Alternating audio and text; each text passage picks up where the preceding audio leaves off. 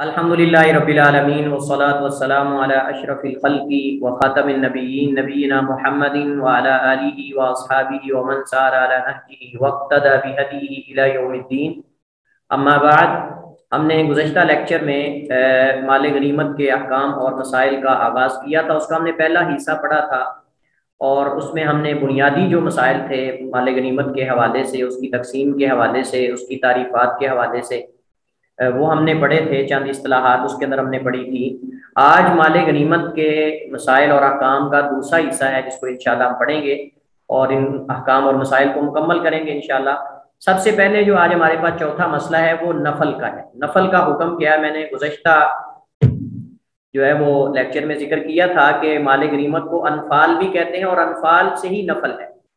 اور یہ نفل جو ہے مقررہ حق سے اضافی چیز کو کہتے ہیں. مقررہ حق سے اضافی چیز کو کہتے ہیں، اور اسی سے ہی وہ نوافل کہلاتے ہیں جو فرض نمازوں کے علاوہ ان کے آگے یا پیچھے، یعنی ان سے پہلے یا ان کے بعد میں ادا کیے جاتے ہیں، ان کو بھی ہم نوافل کہتے ہیں. اور نفلی نماز کو بھی نفلی اس وجہ سے کہا جاتا ہے چونکہ وہ فرض نماز جو متعین نمازیں ہیں، مقرر نمازیں ہیں، ان کے علاوہ ہوتی ہیں. اور اسی طرح نفلی صدقے کو بھی نفلی صدقہ اس وجہ سے کہا جاتا ہے چونکہ وہ زکوٰۃ سے ایکسٹرا ہوتا ہے، اضافی ہوتا ہے. تو اسی طرح جو مجاہدین کو مال غنیمت سے ملنے والے سامان ان کے مقررہ حصے سے اضافی دیا جاتا ہے ایکسٹرا، اس کو جو ہے وہ نفل کا نام دیا جاتا ہے. تو اصطلاح میں جب نفل کا نام بولا جاتا ہے تو اس سے مراد مال غنیمت میں سے وہ مال ہے جو حاکم یا لشکر کا امیر بعض مجاہدین کو ان کے مقررہ حصے کے علاوہ ان کی دلجوئی اور حوصلہ افزائی کے لیے دیتا ہے، ان کی جرت و بہادری کی وجہ سے، ان کے کسی خاص کارنامے کی وجہ سے، یا اگر کسی کے اندر زیادہ ہمت اور جرت دیکھتا ہے تو اس کو زیادہ دے دیتا ہے تاکہ مزید جہاد کے اندر یہ محنت کرے. تو اس کے اندر کئی تین طرح کی مثالیں ذکر کی جا سکتی ہیں. مثلا امیر یا حاکم یہ کہے کہ جس کسی نے کسی کافر کو قتل کیا یا فلاں آدمی کو قتل کیا، اس کافر یا اس فلاں آدمی سے چھینا ہوا مال اسی کا ہوگا. اس کافر یا اس فلاں آدمی سے جس کے قتل کا امیر یا حاکم حکم دے رہا ہے، اس سے چھینا ہوا مال آپ کا ہے اگر آپ اسے قتل کر دیتے ہیں تو. یا دوسری صورت یہ ہو سکتی ہے کہ وہ یہ کہے کہ یا جس نے دوسری صورت وہ کہے کہ جس نے کوئی مال غنیمت حاصل کیا اس کا چوتھائی حصہ اس کے لیے ہوگا. یعنی جس نے بھی کسی پر حملہ کر کے وہاں سے مال غنیمت لے لیا اس کا چوتھائی حصہ 1/4 اس کو دیا جائے گا. کوئی خاص حصہ رکھ دے 1/4 یا اس کے علاوہ. یا کسی سریہ میں روانہ کرتے ہوئے صحابہ کرام کو اللہ کے نبی علیہ السلام ایسا کرتے تھے، امیر کوئی سریہ بھیجتے ہوئے، سریہ ہم پڑھ چکے ہیں کہ سریہ سے مراد 30 سے لے کر 300 یا بعض نے کہا 400 تک جو گھڑ سوار ہوتے ہیں، جو مجاہدین ہوتے ہیں، ان کا جو دستے روانہ کیے جاتے ہیں جو 30 سے لے کر 300 تک، اسے سریہ کہتے ہیں. اللہ کے نبی علیہ السلام کے غزوات اور سرایا ہے، اللہ کے نبی علیہ السلام کے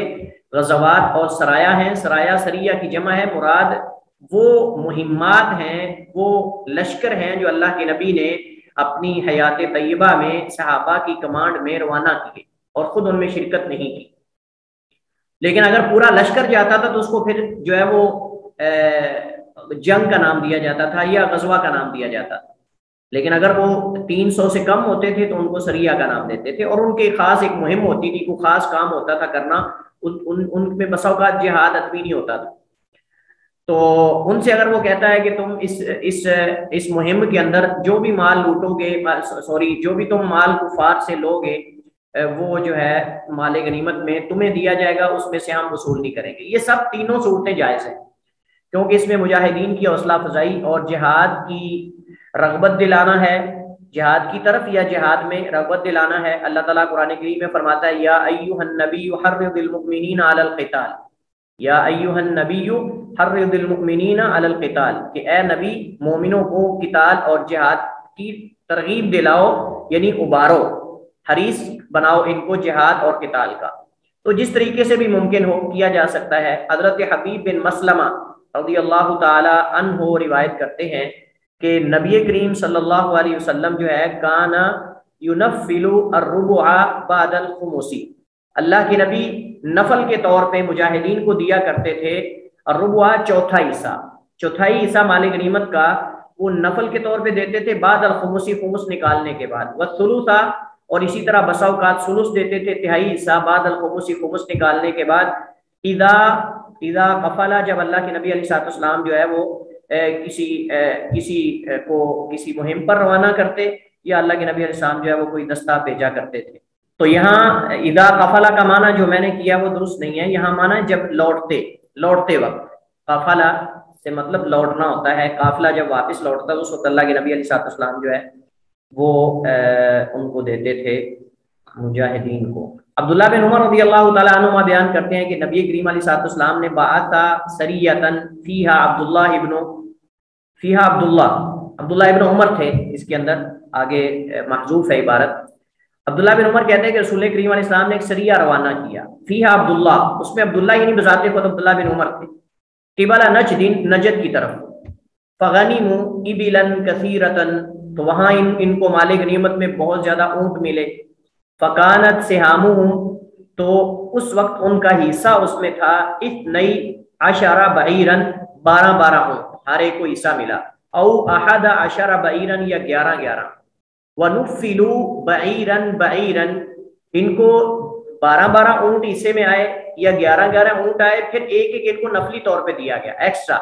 یعنی مقررہ حصے کے علاوہ، وَنُفِّلُوا بَعِيرًا، ایک اونٹ ان کو ایکسٹرا جو ہے وہ اپنے مقررہ حصے کے علاوہ دیا گیا، اور یہ صحیح بخاری اور مسلم کی روایت ہے۔ تو اس کے اندر بھی اس بات کی دلیل موجود ہے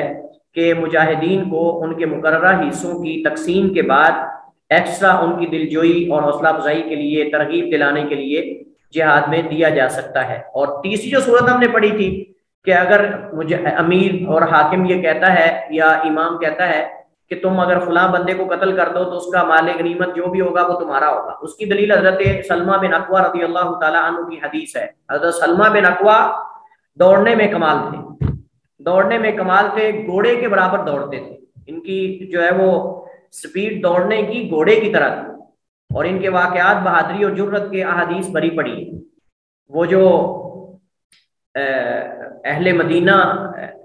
نے واقعہ نقل کیا ہے کہ جب اللہ کے نبی علیہ السلام کے صدقے کی اونٹنیاں جو ہیں، صدقے کی اونٹنیاں چرا کر لوگ لے گئے، تو حضرت سلمہ بن اکوع رضی اللہ تعالیٰ عنہ ان کے پیچھے دوڑے، اور کیا کرتے تھے، ان کے اوپر تیر چلاتے، اور ساتھ یہ شعر پڑھتے تھے، انا ابن الاقوع، کہ میں ابن الاقوع ہوں، کوئی ہے جس نے اپنی ماں کا دودھ پیا، آئے میرا مقابلہ کرے۔ تیر چلاتے، جب وہ پیچھے بھاگتے ان کے تو جلدی سے، سپیڈ تیز تھی، دوڑ کے پہاڑی کے اوپر چڑھ جاتے اور اوپر سے تیر چلانا شروع کر دیتے، پھر ان کے پیچھے بھاگتے، تیر مارتے جاتے، جب وہ ان کی طرف متوجہ ہوتے دوڑ کر پہاڑی کے اوپر چڑھ جاتے۔ اس طرح کر کے انہوں نے ساری صدقے کی اونٹنیاں جو ہیں وہ ان سے چھڑا لی، اور وہ اپنی تلواریں، اپنا سارا سامان چھوڑ کے بھاگ نکلے۔ انہوں نے کہا یہ بندہ تو لیتا ہمیں، انہوں نے سارا سامان چھوڑا اور صدقے کی اونٹنیاں بھی چھوڑ دی۔ تو حضرت سلمہ بن اکوع نے وہ اونٹنیاں بھی لے آئے اور ان کا سامان جو انہوں نے چھوڑ کے بھاگے تھے وہ بھی لے آئے۔ اللہ کے نبی نے فرمایا کہ سلمہ یہ سارا سامان تمہارا ہے، لیکن یہ اونٹنیاں واپس کر دو صدقے کی، اور یہ سامان جو تم نے ان سے چھینا ہے یہ سارا تمہارا ہے۔ تو ان کے واقعات جرأت و بہادری کے بہت زیادہ موجود ہیں۔ حضرت سلمہ بن اکوع رضی اللہ تعالیٰ عنہ کی مناسبت سے ایک اور بھی میں بات ذکر کر دوں کہ صحیح بخاری میں، کتب ستہ میں سے، صحاح ستہ میں سے صرف صحیح بخاری میں ثلاثی احادیث ہیں، 3 واسطوں والی، اللہ کے نبی اور امام بخاری کے درمیان صرف 3 واسطے ہیں، اور اکثر حدیث حضرت سلمہ بن اکوع سے ہیں، اکثر حدیث حضرت سلمہ بن اکوع رضی اللہ تعالیٰ عنہ کے واسطے سے، تو تقریباً 17 کے قریب احادیث بغیر تکرار کے ہیں، ثلاثی 3 واسطوں والی، اور تقریباً 22 کے قریب جو ہے وہ تکرار کے ساتھ ہے، یعنی تکرار کا مطلب رپیٹ جو ہوئی ہیں ان کو ملا کر 22 ہیں، اور اگر رپیٹ ہونے والی کو نکال دیا جائے تو تقریباً 17 یا 16 کے قریب جو ہے وہ تعداد بنتی ہے۔ امام بخاری کے ہاں جو ثلاثی روایات ہیں، ثلاثی کا مطلب 3 واسطوں والی، امام بخاری اور نبی کریم علیہ تحیت و تسلیم کے درمیان صرف 3 واسطے ہیں، اور یہ بڑے شرف کی بات ہے۔ محدثین ایک واسطہ کم کرنے کے لیے لمبے لمبے سفر کرتے تھے، محدثین ایک واسطہ کم کرنے کے لیے بسا اوقات 1 مہینے کا سفر کرتے تھے کہ میرے درمیان اور نبی کے درمیان، نبی علیہ السلام کے درمیان واسطہ کم ہو جائے۔ تو امام بخاری کو یہ شرف ملا ائمہ ستہ میں سے، بخاری، مسلم، ترمذی، ابو داؤد، نسائی، ابن ماجہ میں سے، کہ امام بخاری نے تقریباً 16 یا 17 کے قریب احادیث جو ہے وہ 3 واسطوں والی اللہ کے نبی سے روایت کی ہیں۔ ابن ماجہ کے ہاں کچھ ثلاثی روایات ہیں لیکن ضعیف ہیں، ابن ماجہ کے ہاں کچھ ثلاثی 3 واسطوں والی ہیں لیکن ضعیف ہیں، ان کی سند صحیح نہیں۔ بہرحال حضرت سلمہ بن اکوع رضی اللہ عنہ بیان کرتے ہیں، اتى النبی صلی اللہ علیہ وسلم عین من المشرکین، اللہ کے نبی کے پاس مشرکوں میں سے ایک جاسوس بن کے آیا، ایک آدمی جاسوس بن کے شامل ہو گیا، وہو فی سفر، اس حال میں کہ اللہ کے نبی سفر میں تھے، فجلس عند اصحابہ یتحدث، اللہ کے نبی کے صحابہ میں آ کے شامل ہو گیا، بات چیت کرنے لگ گیا، پوچھنے لگ گیا تم کہاں جا رہے ہو، کیسے جا رہے ہو، کتنے لوگ ہو، کہاں بیٹھو گے، کیا جو جاسوسوں کا کام ہوتا ہے۔ تو یہ بندہ جب مشرکین میں سے آ کر صحابہ میں گھس گیا اور اس نے باتیں سن لی اور نکل گیا، ثم انفتل، پھر وہ وہاں سے نکل گیا، چپکے سے روانہ ہو گیا، فقال النبی صلی اللہ علیہ وسلم، تو اللہ کے نبی نے فرمایا اطلبو، اسے طلب کرو، لاؤ اسے اور پکڑو، قتل کر دو، وقتلو، اور قتل کر دو۔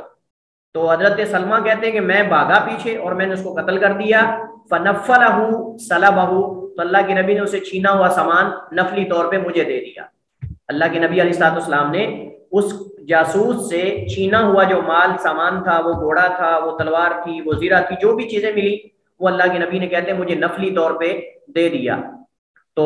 یہ صحیح بخاری کی حدیث ہے، تو اس سے یہ پتہ چلتا ہے کہ اگر جو ہے وہ امام یا جو امیر لشکر کا ہے وہ اگر کہہ دے کہ فلاں آدمی کو جو قتل کر دے گا اس کا سامان اس کے لیے ہے تو اس کو دے دیا جائے گا، یہ جائز ہے۔ پانچواں مسئلہ جو ہے وہ یہ ہے کہ مال غنیمت میں سے تقسیم سے قبل کھانے پینے کی چیزیں لینا ضرورت کے مطابق، کیا یہ جائز ہے؟ یعنی ابھی تک مال غنیمت کی تقسیم نہیں ہوئی، اس کے اندر کھانے پینے کی چیزیں ہیں، میوہ جات ہیں، کھجوریں ہیں، مثلا غلہ ہے، یا اس طرح جو ہے وہ شہد ہے، یا اس طرح جو ہے وہ کوئی تیل ہے، کوئی اور چیزیں ہیں، گھی وغیرہ ہے، تو کیا اس کو ضرورت کے لیے وہاں مجاہدین استعمال کر سکتے ہیں تقسیم سے پہلے؟ حالانکہ مال غنیمت سے کوئی چیز چرانا یا اس کو تقسیم سے پہلے اٹھانا یہ کبیرہ گناہ ہے، لیکن کھانے پینے والی چیزیں کیا اپنی یا اپنی سواری کے لیے، گھوڑوں وغیرہ کے لیے لے سکتے ہیں کہ نہیں؟ تو اس میں اصل یہ ہے کہ مجاہدین اپنے کھانے پینے کے لیے یا اپنی سواریوں کے لیے ضرورت کے مطابق کھانے پینے کی چیزیں لے سکتے ہیں، بشرطے کہ ابھی تک وہ دشمن کی سرزمین میں ہوں، ابھی تک وہ دشمن کی سرزمین میں ہی ہوں۔ اگر وہاں ہیں تو یہ کر سکتے ہیں، لیکن اگر وہاں سے نکل پڑے ہیں تو پھر مال غنیمت کی تقسیم سے قبل جو ہے کوئی چیز اٹھانا جائز نہیں ہے۔ حضرت عبداللہ بن مغفل رضی اللہ تعالی عنہ روایت کرتے ہیں، قال، فرماتے ہیں، اصبت جرابا من شحم یوم خیبر، خیبر کے دن، جس دن اللہ کے نبی نے خیبر فتح کیا، تو اس دن کہتے ہیں اصبت، مجھے ملا، جرابن، ایک توشہ، ایک تھیلی، ایک توشہ، من شحم، چربی کا، ایک تھیلی تھی، توشہ نما چیز تھی، اس کے اندر چربی تھی خیبر کے ساتھ۔ قال، تو فرماتے ہیں، فلتزمتہ، تو میں نے اسے مضبوطی سے اپنے لیے مخصوص کر لیا، فقلت، تو میں نے کہا، لا اعطی اليوم احدا، نہیں آج میں دوں گا کسی ایک کو بھی، من ھذا شیئا، اس میں سے کچھ بھی، اس چربی میں سے، اس تھیلی میں سے میں کسی کو کچھ نہیں دوں گا۔ یہ بلند آواز سے کہہ رہے تھے، یعنی وہ جب ان کو وہ تھیلی ملی تو اس کو جیسے کہتے ہیں نا سینے کے ساتھ زور سے لگا لیا یا بغل میں لے لیا اور کہا کہ میں کسی کو نہیں دوں گا، یہ میری ہے۔ جیسے ہم کہتے ہیں، مطلب جیسے بچے کہتے ہیں، مطلب وہ چیز آ جائے تو کہتے ہیں یہ میری ہے، یا ہم بسا اوقات کہہ دیتے ہیں مزاح میں کہ میں کسی کو نہیں دوں گا، یہ میری ہے۔ تو وہ کہتے ہیں مجھے ملی تو میں نے جلدی سے بغل میں لے لی اور میں نے کہا میں کسی کو نہیں دوں گا۔ تو جب یہ کہتے ہوئے اللہ کے نبی نے سنا،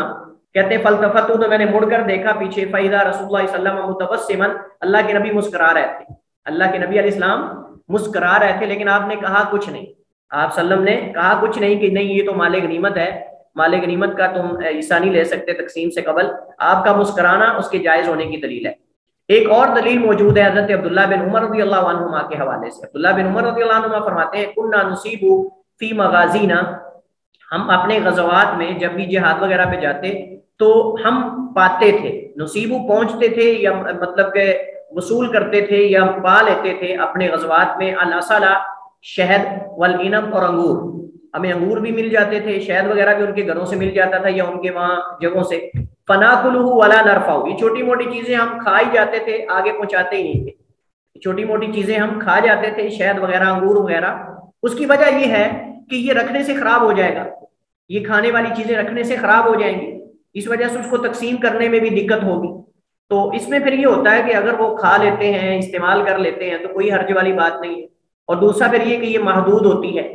یہ محدود ہوتی ہیں، تو کہتے ہیں کہ ہم اس طرح کی چھوٹی موٹی ڈبیاں مل جاتی شہد کی، یا انگوروں کا کوئی گچھا مل جاتا، یا اس طرح کی کوئی اس کا خوشہ وغیرہ مل جاتا تو ہم اس کو کھا لیتے تھے، ولا نرفع، اور ہم اللہ کے نبی علیہ السلام تک اسے مطلب نہیں پہنچاتے تھے، مطلب اس کو پہنچنے سے پہلے ہی کھا جاتے تھے.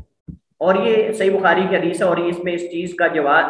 کا جواز ہے کہ کھانے پینے والی چیزیں مال غنیمت سے تقسیم سے قبل جو ہے وہ ضرورت کے مطابق لی جا سکتی ہیں اور کھائی جا سکتی ہیں. اور اس کے بارے میں 2 دلائل جو ہیں وہ موجود ہیں جو ذکر کیے گئے.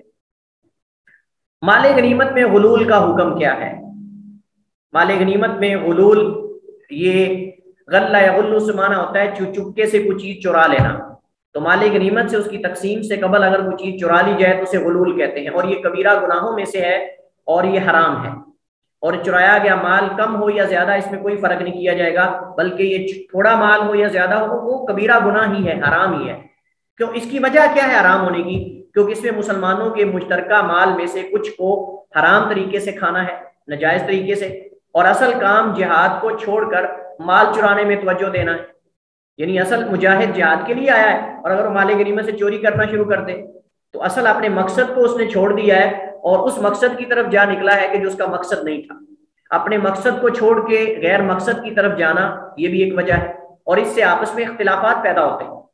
مسلمان جسد واحد کی طرح ہوتے ہیں، اور وہاں اتفاق و اتحاد سے جنگ کے اندر رہنا ہے. اگر ایک بندہ چرا لیتا ہے، دوسرا دیکھ لیتا ہے، وہ شکایت لگائے گا، وہ اس سے نفرت کرے گا، اور کئی اس میں چیزیں آ سکتی ہیں. اور دوسرا یہ کہ جب اختلاف ہوگا تو پھر جماعت میں کمزوری واقع ہوتی ہے. کئی ایک اس کی قباحتیں ہیں جس وجہ سے مال غنیمت کو جو ہے وہ تقسیم سے قبل چرانے سے روکا گیا ہے. جو کوئی مال غنیمت میں سے چرائے گا امام اس کی مناسب تادیب کرے گا. امام اس کی مناسب تادیب کرے گا. تادیب کا مطلب اس کی سرزنش کرے گا، اس کو ادب سکھائے گا، اور اس کی مار پیٹ کرے گا، اور اس کو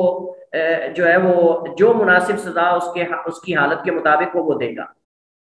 قرآن کریم میں اس کی ممانت موجود ہے. اللہ تعالیٰ فرماتا ہے وَمَا كَانَ لِنَبِيٍّ أَن يَغُلَّ وَمَن يَغْلُلْ يَأْتِ بِمَا غَلَّ يَوْمَ الْقِيَامَةِ ثُمَّ تُوَفَّى كُلُّ نَفْسٍ مَا كَسَبَتْ وَهُمْ لَا يُظْلَمُونَ. آل عمران کی یہ آیت نمبر 161 ہے کہ نہیں ہے کسی نبی کے لائق کہ وہ غلول کرے، خیانت کرے. یہ نبی کی شان نہیں ہے، اور نہ نبی ایسا کر سکتے ہیں. کلا وحاشا، نبی کے بارے میں ایسا سوچا بھی نہیں جا سکتا. تو جب نبی کے لیے لائق نہیں ہے وَمَن يَغْلُلْ، اور جو کوئی بھی غلول کرے گا یعنی مال غنیمت میں سے چرائے گا، یأتی بما غل یوم القیامہ، وہ قیامت کو اس غلول والی چیز کے ساتھ آئے گا. اور ایک دوسری حدیث کے اندر نبی کریم علیہ السلام نے، ہم نے غالباً زکوٰۃ کے اندر یہ حدیث پڑھی تھی، یا کسی مجھے باب کا نام یاد نہیں، اللہ کے نبی نے فرمایا تھا کہ میں نہ پاؤں تم میں سے کسی ایک کو قیامت کے دن کہ وہ اس حال میں مجھے ملے کہ اس کے کندھے پر بکری سوار ہو اور آوازیں نکال رہی ہو، اس کے کندھے پر اونٹ سوار ہو اور وہ آوازیں نکال رہا ہو، یا اس کے اوپر جو ہے وہ کپڑا ہو جو پھڑپھڑا رہا ہو. تو اللہ کے نبی علیہ السلام نے باقاعدہ اس حدیث کے اندر وہی سنائی ہے کہ جو قیامت دنیا میں غلول کرتا ہے مال غنیمت سے، وہ قیامت کو وہ چیز کے ساتھ ہی اٹھایا جائے گا. اور حضرت عبداللہ بن عمر بن عاص رضی اللہ تعالی عنہ ہماری روایت کرتے ہیں، کہتے ہیں کان علی ثقل النبی صلی اللہ علیہ وسلم رجل یقال له کرکرا، یقال له کرکرۃ یا کرکرۃ، دونوں طرح پڑھا گیا، کرکرا یا کرکرا، دونوں کرکرے نہیں کہنا، کرکرا یا کرکرا. کہتے ہیں عبداللہ بن عمر فرماتے ہیں کہ نبی علیہ السلام کے جو ساز و سامان تھا اس پر ایک بندہ متعین تھا جس کا نام تھا کرا یا کرا. فماتا، وہ فوت ہو گیا. فقال رسول اللہ صلی اللہ علیہ وسلم، یعنی اللہ کے نبی علیہ السلام کے سامان پہ، مال غنیمت کا سامان یا کوئی بھی خمس وغیرہ کا سامان جو مال غنیمت سے لیا جاتا ہے، خمس 5واں حصہ اس میں متعین ہوگا. فماتا، وہ فوت ہو گیا. فقال رسول اللہ صلی اللہ علیہ وسلم، تو نبی علیہ السلام نے فرمایا ہوا فی النار، یہ آگ میں، یہ جہنمی ہے. صحابہ نے کہا اللہ کے نبی نے کہا جہنمی ہے تو یقیناً کوئی نہ کوئی وجہ ہوگی. تو صحابہ اس ٹو میں لگ گئے کہ ہم دیکھیں کہ یہ بندہ کیوں جہنمی ہے، آگ میں کیوں گیا ہے، اس کی ریزن وجہ کیا ہے. فذهبوا ينظرون الیہ، تو وہ گئے دیکھنے کے لیے کہ جا کے دیکھیں اس نے کیا کیا، خیمہ چیک کیا اس کا. فوجدوا عباءۃ قد غلها، اس کے خیمے سے، اس کی چارپائی سے، اس کے سامان سے ایک چادر ملی جو اس نے غلول کی تھی، جو اس نے مال غنیمت سے چوری کی تھی. تو صحابہ کرام کو یقین ہو گیا کہ یقیناً اس غلول کی وجہ سے اللہ کے نبی نے اس کو جہنمی قرار دیا ہے، اور اس کے بارے میں اللہ کے نبی علیہ السلام نے جو ہے وہ وعید بیان کی ہے. مال غنیمت کی تقسیم کی جگہ کیا ہے؟ مال غنیمت کی تقسیم کی جگہ کیا ہے، کہاں مال غنیمت کو تقسیم کیا جائے گا؟ تو اس میں مختلف اقوال علماء نے ذکر کیے ہیں اس حوالے سے، لیکن درست اور راجح بات یہ ہے کہ مال غنیمت کی تقسیم حسب مسلط ہوگی. مال غنیمت کی تقسیم حسب مسلط، جو مناسب ہو، جس جگہ مناسب ہو وہاں ہوگی. مثلا مثال کے طور پر اگر مناسب ہو تو قتال کی جگہ میں بھی یعنی جہاں قتال کی جگہ میں ہی جنگ ختم ہونے کے فوراً بعد جہاں جنگ ہوئی ہے، قتال کی جو مارکے کی جگہ ہے، اگر وہاں اسی جگہ پہ ہی اگر تقسیم کرنا زیادہ مفید ہو تو وہاں تقسیم کر دیا جائے. ہو سکتا ہے بعض لوگ مطلب اس چکر میں ہوں کہ کب تقسیم ہوگا، بار بار پوچھیں، بے چینی کا شکار ہوں، یا یہ ہو سکتا ہو کہ راستے میں کوئی لوٹ نہ لے، مطلب یہ بھی ہو سکتا ہے، یا کوئی اور کسی طرح کا خدشہ ہو. تو اس صورت میں اسی جگہ پہ مال غنیمت تقسیم کیا جا سکتا ہے، بانٹا جا سکتا ہے جب کوئی مسلط ہو. لیکن اس کے اندر کچھ شروط ہیں، اس کے اندر کچھ شروط ہیں. وہ یہ ہے کہ دشمن کی شکست حتمی ہو، دشمن کی شکست حتمی ہو، اور دوسرا یہ ہے کہ جنگ ختم ہو چکی ہو، جنگ ختم ہو چکی ہو اور دشمن کی شکست یقینی ہو چکی ہو. یہ نہ ہو کہ دشمن چال چلنے کے لیے دوبارہ حملہ کرنا چاہتا ہو اور یہ مال غنیمت کی تقسیم میں لگ جائیں یا مال غنیمت کو اٹھانے میں لگ جائیں، جیسے غزوہ احد میں ہوا تھا. غزوہ احد میں حضرت خالد بن ولید کی تدبیر تھی، ان کی چال تھی، جنگی چال تھی کہ وہ انہوں نے کہا کہ ہم سب بھاگ جائیں گے اور پھر بعد میں دوبارہ پیچھے سے حملہ کر دیں گے. اللہ کے نبی صاحب نے اس وجہ سے تیر انداز متعین کیے تھے، لیکن جب انہوں نے پہاڑی کو چھوڑ دیا ماں سوائے 10 کے، باقی سب جو ہے 50 میں سے 10 باقی رہ گئے، باقی سارے اتر آئے تھے. تو خالد بن ولید رضی اللہ تعالیٰ عنہ ابھی مسلمان نہیں ہوئے تھے، انہوں نے اس موقع کو غنیمت جان کر پیچھے سے مسلمانوں آگے بھی مقابلہ، پیچھے بھی انہوں نے حملہ کر دیا. اس حملے کی صورت میں پھر مسلمانوں کو بہت بڑا نقصان اٹھانا پڑا. تو یہ نہ ہو کہ ابھی تک جنگ مکمل ختم نہ ہوئی ہو یا دشمن کی شکست یقینی نہ ہو اور مال غنیمت کی وہاں تقسیم شروع ہو جائے، یہ درست نہیں. تو اللہ کے نبی علیہ السلام نے ایسا کیا ہے کہ آپ نے جنگ والی جگہ پہ بھی، اس علاقے میں بھی مال غنیمت تقسیم کیا اور راستے میں بھی کیا ہے. جیسا غزوہ بنی مصطلق کے اندر، غزوہ بنی المصطلق کے اندر یا مصطلق کے اندر اللہ کے نبی علیہ السلام نے جو مال ملا تھا اسے آپ نے اسی بنو مصطلق علاقے کے اندر ہی تقسیم کر دیا تھا صحابہ میں. اس طرح خیبر کے اندر بھی اللہ کے نبی نے خیبر کا جو مال تھا، سامان تھا جو مال غنیمت میں ملا تھا، وہ وہاں ہی آپ نے صحابہ میں تقسیم کر دیا تھا خیبر والی زمین کے اندر. اگر مناسب ہو، دوسری صورت یہ ہو سکتی ہے، اگر مناسب ہو تو جہاد کے بعد واپس لوٹتے ہوئے راستے میں تقسیم کر دیا جائے، جیسا کہ نبی کریم علیہ تحیت و تسلیم نے غزوہ حنین سے حاصل ہونے والا جو مال غنیمت تھا، جو اموال تھے، اللہ کے نبی نے انہیں جعرانہ مقام پہ تقسیم کیا. بعض وہاں تقسیم کیا تھا اور بعض اللہ کے نبی علیہ السلام نے مکہ سے واپس مدینہ آتے ہوئے درمیان میں کوئی جگہ ہے وہاں اللہ کے نبی علیہ السلام نے وہاں بھی کچھ جو ہے وہ مال اللہ کے نبی علیہ السلام نے غالباً ذوالحلیفہ جو جگہ ہے وہاں بھی اللہ کے نبی نے مال تقسیم کیا تھا. تو یہ دونوں طرح اللہ کے نبی علیہ السلام کا طریقہ رہا ہے کہ وہاں مارکے کی جگہ میں ہی تقسیم کر لیا جائے اس علاقے میں، یا وہاں سے نکل کر باہر کسی دوسری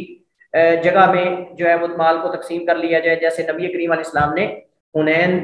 کی جنگ میں غزوہ حنین سے جو حاصل ہونے والا مال تھا اس کو اللہ کے نبی نے جعرانہ مقام پہ، یہ مکہ کے قریب ہے، وہاں اللہ کے نبی علیہ السلام نے تقسیم کیا تھا. آٹھواں مسئلہ جو ہمارے پاس آج کے مال غنیمت کے مسائل میں سے وہ یہ ہے کہ مسلمانوں کا وہ مال جو کفار کے پاس مل جائے، مسلمانوں کا وہ مال جو کفار کے پاس مل جائے اس کا کیا حکم ہے. تو اس صورت میں وہ جس کا مال ہوگا وہی اس کا حقدار ہوگا. مثلا ایک بندے کا، ایک مسلمان کا گھوڑا کفار کے پاس چلا گیا اور جنگ ہوئی، مسلمانوں کو فتح ملی، اور وہ مسلمان کا گھوڑا جو اس سے چھینا گیا تھا، کافروں نے چھینا تھا یا جنگ میں یا غیر جنگ میں، وہ کسی کافر کے پاس مل جاتا ہے. اب وہ مسلمان اس کا زیادہ حقدار ہے، اس کو مال غنیمت میں تقسیم نہیں کیا جائے گا، اس کو مال غنیمت میں تقسیم نہیں کیا جائے گا، بلکہ وہ جس کا حق ہے اسی کو دیا جائے گا. جس کا گھوڑا ہے، جس کا سامان ہے، جس مسلمان کا، وہ اگر کافروں کے پاس اسی حالت میں مل جاتا ہے تو واپس کیا جائے گا اس کو جس کا ہے، کسی دوسرے کو نہیں دیا جائے گا. اسی طرح اگر کوئی جنگی کافر، یعنی جن سے ہماری مطلب جنگ ہے، حالت امن میں رہنے والے مراد نہیں ہے، ذمی یا معاہد وغیرہ، بلکہ جنگ جو حربی ہیں، اگر وہ مسلمان ہو جائے اور اس کے قبضے میں کسی مسلمان کا مال ہو تو وہ بھی اس کے اصلی مالک تک لوٹایا جائے گا، تو وہ بھی مال ہو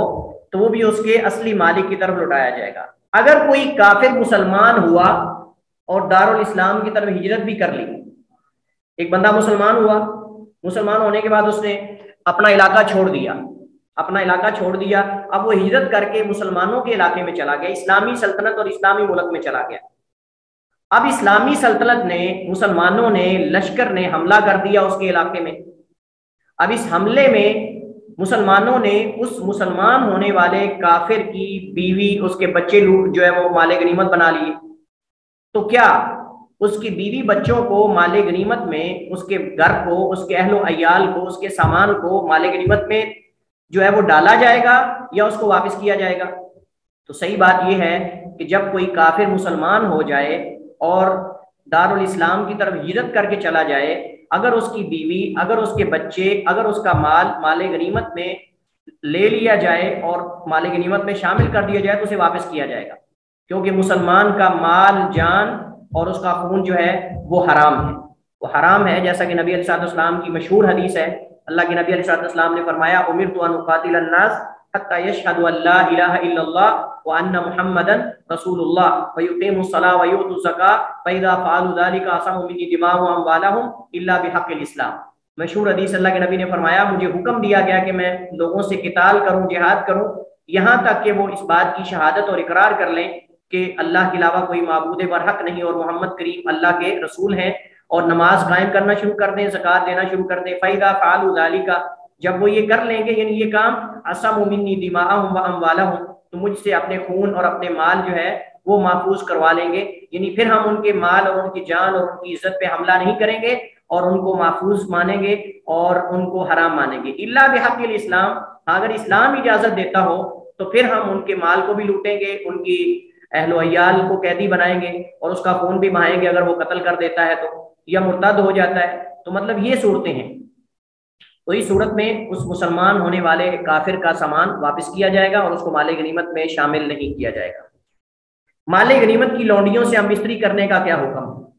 مال غنیمت میں ابھی تک لونڈیاں موجود ہیں، عورتیں، خواتین کفار کی، اگر کوئی بندہ ان سے ہم بستری کرتا ہے تو کیا یہ جائز ہے؟ تو صحیح بات یہ ہے کہ کفار کی عورتوں سے، لونڈیوں سے مال غنیمت کی تقسیم سے قبل ہم بستری کرنا جائز نہیں۔ جہاد میں جب کفار کی عورتیں قیدی بن جائیں تو قیدی بنتے ہی ان کے نکاح باطل ہو جاتے ہیں، گزشتہ ان کے جو شوہر تھے رشتے سارے ٹوٹ جاتے ہیں۔ یعنی کوئی بندہ اگر یہ کہے کہ قرآن کریم کے اندر تو شوہر والی عورتوں سے جو ہے وہ نکاح کرنے سے روکا گیا ہے کہ جن کے شوہر موجود ہوں ان سے نکاح کرنا جائز نہیں، ان سے ہم بستری کرنا جائز نہیں ہے، تو یہاں ان کے شوہر تو ہیں، تو اس کا جواب یہ ہے کہ جب کوئی عورت حالت جنگ میں قیدی بن جاتی ہے تو اس کے شوہر سے اس کا نکاح ٹوٹ جاتا ہے، ختم ہو جاتا ہے، اس کے رشتہ داروں سے اس کا تعلق سارا ٹوٹ جاتا ہے۔ ہاں، ایک صورت میں اس کو مال غنیمت میں نہیں داخل کیا جائے گا، جب اس کا شوہر مسلمان ہو جائے۔ جب اس کا شوہر مسلمان ہو جائے تو اس صورت میں اس کی بیوی اس کو واپس کی جائے گی، اور وہ مسلمان اگر ہو جاتی ہے تو، اور اگر مسلمان نہیں ہوتی تو پھر ٹھیک ہے، پھر اس کے نکاح میں نہیں آ سکتی، کیونکہ کوئی مسلمان جو ہے وہ، ہاں ایک صورت میں اگر وہ کتابی ہے تو، اگر وہ کتابی ہے تو اہل کتاب میں سے تو اس کی طرف واپس کی جائے گی اگر اس کا شوہر مسلمان ہو جاتا ہے، لیکن اگر اس کا شوہر مسلمان نہیں ہوتا تو اس صورت میں اسے واپس نہیں لوٹایا جائے گا، بلکہ وہ باندی اور لونڈی ہی بنائی جائے گی، اس کی ملکیت سے نکل جائے گی پہلے شوہر سے، لیکن تقسیم سے قبل ان سے ہم بستری کرنا جائز نہیں۔ اور اگر تقسیم ہو جائے تو تقسیم کے بعد کیا فوراً ہم بستری کر سکتے ہیں کہ نہیں؟ تو اس کے لیے لازم ہے استبراء رحم کرنا۔ استبراء بری کرنے کو کہتے ہیں، مطلب رحم کے خالی ہونے کا یقین کر لینا کہ یہ حاملہ تو نہیں، اور آپ جانتے ہیں کہ اس وقت اس لونڈی کی دو ہی حالتیں ہوں گی، یا حاملہ ہوگی یا نہیں ہوگی، اور اگر وہ حاملہ ہے تو پھر حمل کے آخر تک، بچہ جنم لینے تک اس کا انتظار کیا جائے گا، وضع حمل تک اس کے ساتھ ہم بستری نہیں کی جائے گی، اور اگر حاملہ نہیں ہے تو ایک حیض تک جو ہے اس کے قریب نہیں جائے گا، ایک حیض انتظار کرے گا، اگلے طہر کے اندر ایک حیض آئے گا، اس حیض کے بعد اگلے طہر کے اندر اس کے ساتھ ہم بستری کرے گا، کہیں یہ نہ ہو کہ نسب خلط ملط ہو جائے، کہیں یہ نہ ہو کہ نسب جو ہے خلط ملط ہو جائے۔ تو ایک حیض کے بعد اگر حاملہ نہیں تو پھر حیض کا انتظار کرے گا، اور اگر حاملہ ہے تو اس کے وضع حمل کا انتظار کرے گا، پھر اس سے جو ہے وہ ہم مصری کریں گے۔ حضرت ابو سعید خدری رضی اللہ تعالیٰ عنہ بیان کرتے ہیں وَرَفَعَهُ، اور اسے مرفوع بیان کرتے ہیں اللہ کے نبی علیہ السلام کی طرف، انہو قال، کہ انہوں نے کہا فی سبایا اوتاس، جو اوتاس جنگ کے اندر جو ہے وہ قیدی ہوئے تھے ان کے بارے میں نبی علیہ السلام نے فرمایا تھا لا توتا حامل، نہیں وطی کی جائے گی، نہیں ہم مصری کی جائے گی کسی حاملہ لونڈی سے، حتیٰ تبا، حتیٰ کہ وہ حمل وضع کر لے، حتیٰ کہ وہ جنم لے، ولا غیر ذات حمل، اور نہ غیر حاملہ سے وطی اور ہم مصری کی جائے گی، حتیٰ تحیض، حتیٰ کہ وہ حتیٰ کہ اس کو حیض آ جائے، حیضتن، ایک حیض آنا، حتیٰ کہ وہ ایک دفعہ حائضہ ہو جائے، یعنی اس کو ایک دفعہ حیض آ جائے تب اس سے ہم مصری کی جائے گی، بصورت دیگر جائز نہیں ہے۔ اور یہ ابو داؤد کی حدیث صحیح حدیث ہے۔ 10واں اور آخری مسئلہ ہمارے آج کے احکام اور مسائل میں سے وہ یہ ہے کہ غنیمت میں ملنے والی سرزمین کا کیا حکم ہے۔ جو مال غنیمت میں زمین ملتی ہے، مطلب وہ رقبہ جو ہوتا ہے، وہ باغ ہوتے ہیں، اس کے اندر کئی اور چیزیں ہوتی ہیں، اس زمین کا کیا حکم ہے۔ تو وہ زمین جسے مسلمانوں نے قتال کی صورت میں فتح کیا، اس بارے امام کے پاس دو آپشن ہیں، دو اختیار ہیں، دونوں میں سے کوئی بھی اختیار کر سکتا ہے۔ الف، پہلا یہ ہے کہ باقی مال غنیمت کی طرح اسے بھی مجاہدین میں بانٹ دے، تقسیم کر دے، یعنی اس زمین کے اگر وہ باغ ہیں تو ان باغوں کو دیکھا جائے کتنے باغ ہیں اور مجاہدین کتنے ہیں، ان میں تقسیم کر دیا جائے، اور اگر وہ پلاٹ ہیں، مطلب زمین ہے کاشتکاری کے لیے کتنے ایکڑ ہے، اس کو بانٹ دیا جائے، اس کے ٹکڑے کر کے مختلف مجاہدین کے جو حصے ہوتے ہیں، جیسے آپ جانتے ہیں ہم نے پڑھا ہے، وہ اس انداز میں اس کو تقسیم، یہ ایک طریقہ ہے۔ اور اس کی دلیل جو ہے وہ حضرت سہل بن ابی حتمہ رضی اللہ تعالی عنہ کی حدیث ہے، ان سہل بن ابی حتمہ رضی اللہ تعالی عنہ قال، فرماتے ہیں قسم رسول اللہ صلی اللہ علیہ وسلم، قسمہ بھی کہہ سکتے ہیں، قسمہ بھی کہہ سکتے ہیں، قسم رسول اللہ صلی اللہ علیہ وسلم خیبر نصفین، اللہ کے نبی نے خیبر کی سرزمین کو دو حصوں میں بانٹا، اللہ کے نبی علیہ السلام نے خیبر کی سرزمین کو دو حصوں میں تقسیم کر دیا، نصفا لنوائبہ وحاجتہ، آدھا خیبر کی زمین کو اللہ کے نبی نے اپنے جو اہم کام، ضروری کام، ایمرجنسی میں پیش آنے والے معاملات ان کے لیے رکھا تھا، وہ حاجت ہی اور کچھ اپنی ضروریات کے لیے۔ نوائب یہ نائبہ کی جمع ہے، اور مراد جو ہے وہ مشکل وقت میں جو مشکلات ہوتی ہیں، ضروریات، انتہائی اہم مشکلات جب آتی ہیں نا، تو اس وقت میں ضرورت کو پورا کرنے کے لیے اللہ کے نبی نے خیبر کی زمین کو رکھا، یا پھر اپنی حاجت و ضرورت کے لیے۔ ونصفاً، اور باقی جو آدھی خیبر کی زمین تھی اسے بین المسلمین، مسلمانوں کے درمیان، قسمہا بینہم، تقسیم کر دیا ان کے درمیان، علی 18 سہمن، 18 حصوں میں، 18 حصے اس کے کر کے جو ہے وہ اللہ کے نبی علیہ السلام نے اس کو مجاہدین میں جو ہے وہ تقسیم کر دیا۔ تو اس حدیث سے یہ پتہ چلتا ہے کہ جو زمین ہوتی ہے اس کو جو امیر اور حاکم جو ہے وہ اپنی، اور یہ اللہ کے نبی کے ساتھ خاص تھا، خمس ہم نے کہا تھا کہ نبی کے تصرف میں وہ جیسے چاہے اس کو جو ہے وہ جہاں چاہے اس کو لگائے، اس کے بعد باقی جو حصہ ہے وہ مسلمانوں میں بانٹا جائے گا۔ ایک دوسرا طریقہ بھی ہے جس پر حضرت عمر رضی اللہ تعالیٰ نے عمل کیا تھا، اور وہ یہ تھا کہ اسے مسلمانوں کے لیے وقف کر دیا جائے، اسے مسلمانوں کے لیے وقف کر دے، اور اس پر مفتوحہ علاقے میں رہنے والے کفار سے خراج وصول کیا جائے۔ اور میں نے پہلے بھی آپ کو بتایا تھا کہ جو کفار سے چیزیں وصول کی جاتی ہیں ان میں ایک جزیہ ہوتا ہے اور ایک خراج ہوتا ہے، ایک جزیہ ہوتا ہے اور ایک خراج ہوتا ہے، اور میں نے آپ کو یہ بتایا تھا کہ جو جزیہ ہوتا ہے یہ ان کے جو لوگ ہیں انسانوں پر ہوتا ہے، انسانوں پر ہوتا ہے، لیکن جو خراج ہوتا ہے یہ زمین پر ہوتا ہے، اور بعض علماء کہتے ہیں خراج اور جزیہ ایک ہی چیز ہے۔ تو زمین پر جو معاوضہ لیا جاتا ہے کہ تم یہ زمین کی کاشتکاری کرتے رہو لیکن ہمیں آپ نے سال کے بعد اتنا اتنا دینا ہے، اللہ کے نبی نے خیبر کی زمین کو بھی جو ہے وہ خراج پہ دیا تھا۔ حضرت عمر رضی اللہ تعالی عنہ نے جو ہے وہ شام، مصر اور عراق کے جو مفتوحہ علاقے تھے ان کو خراج پہ دیا تھا،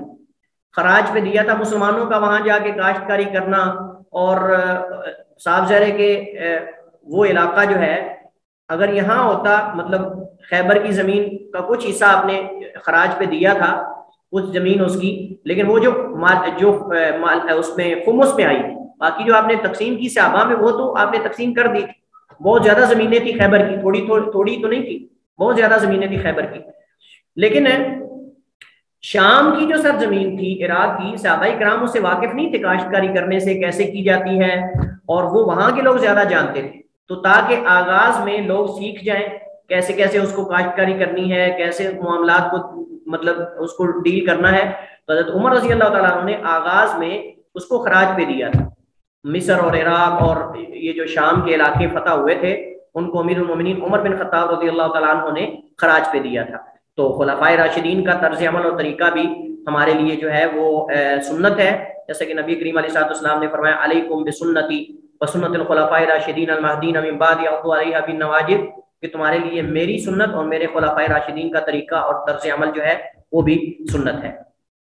تو یہ تھے چند اہم احکام اور مسائل جو مال غنیمت کے حوالے سے تھے.